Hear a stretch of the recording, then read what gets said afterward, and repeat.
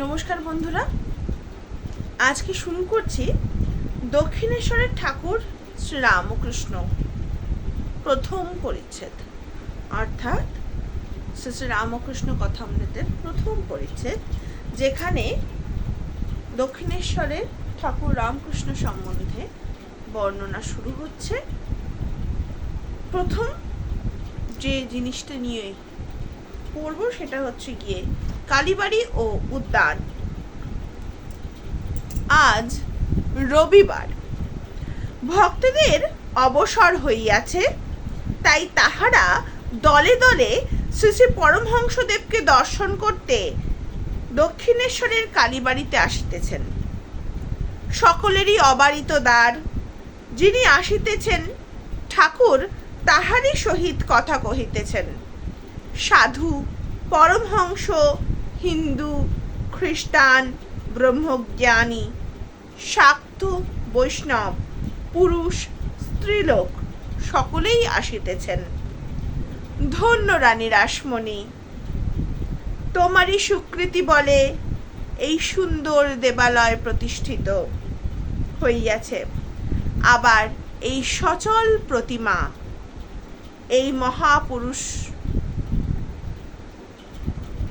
এই মহাপুরুষকে লোকে আসিয়া দর্শন ও পূজা করিতে পাইতেছে।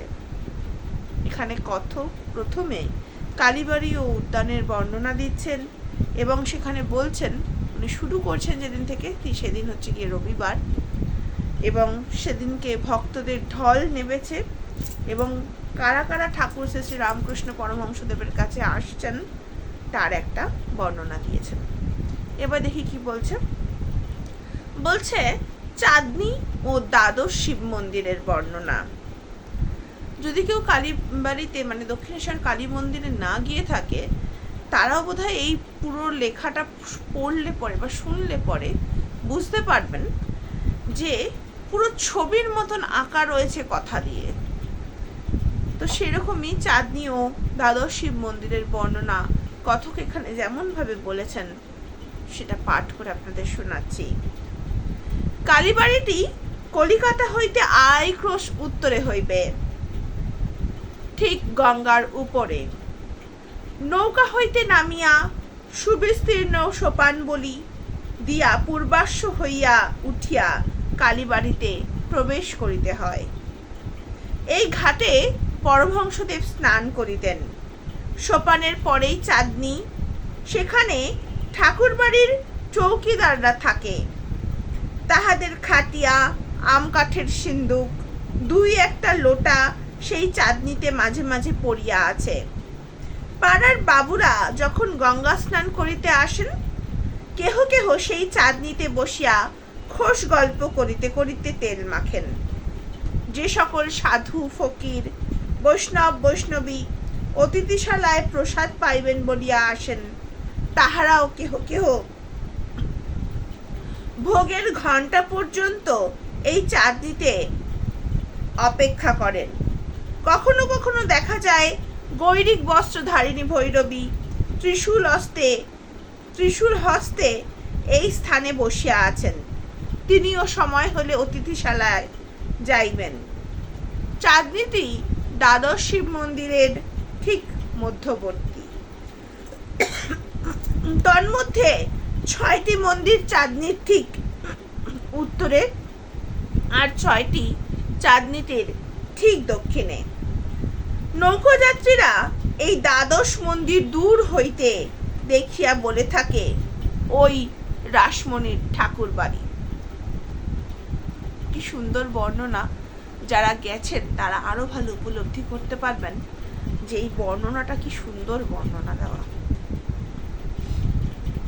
তখন যা পরিস্থিতি ছিল তার থেকে হয়তো কিছু বদলালেও আমরা ওই লোটা দেখতে না পেলেও বা আম কাঠের সিন্ধুক যদি বা নাও দেখতে পারি, খাটিয়া যদি নাও দেখতে পাই, তবুও বাদবাকি যে স্থাপত্য তার কিন্তু কোনো পরিবর্তন এখনো হয়নি।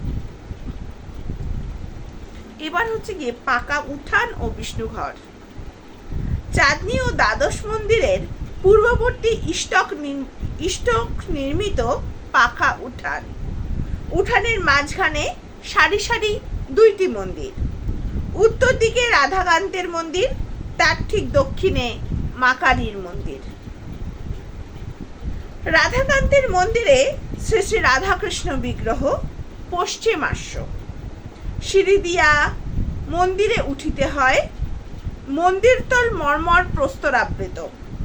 মন্দিরের সম্মুখস্থ দালানে ঝাড় টাঙানো আছে, এখন ব্যবহার নাই, তাই রক্তবস্ত্রের আবরণী দ্বারা রক্ষিত।